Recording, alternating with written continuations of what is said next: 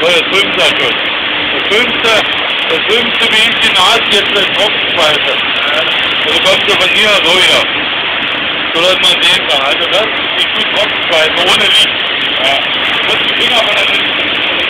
Ohne Hände. Ach ja.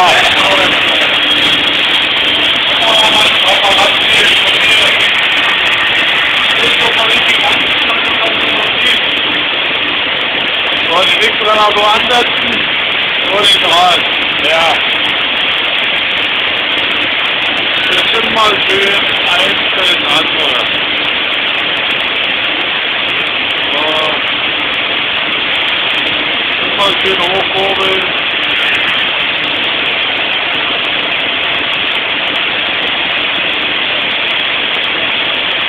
Hat man den Draht und die Griff steckt. Aber der Schnauze eigentlich drauf. Ja, der braucht doch nicht. Ich will doch nicht immer hier nicht mehr.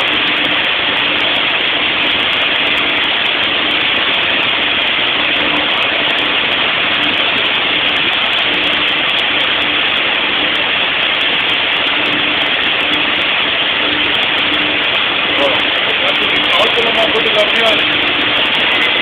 So was hast du gemacht. Ja, super.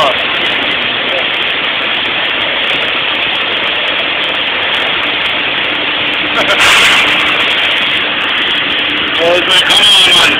Ja, okay.